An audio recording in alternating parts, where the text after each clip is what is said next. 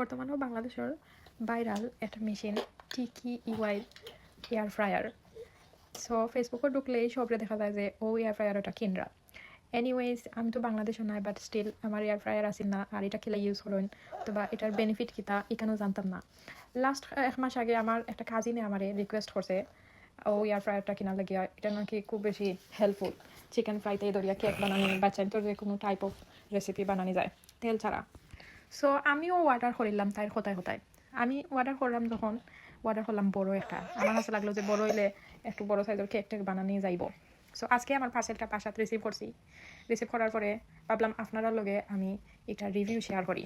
So আপাতত তো আমি জাস্ট আনপ্যাক করে রিভিউ দিলাম আপনার কাছে। আমার এই এয়ার ফ্রায়ারটা আসিল 10 লিটারের, অনেক বড় একটা এয়ার ফ্রায়ার। এখন আমার কাছে লাগে যে আর একটু ছোটো হইলে ভালো হইলো না, কারণ আমরা তো মানুষ মাত্র 3 জন ফ্যামিলি, সো সবসময় তোরা তোরা জিনিস ইউজ করা হয়। ছোটো হইলে আমার লাগে সাশ্রয় হইলো না, কারণ যত বড় অত বেশি কারেন্টের বিল উঠে।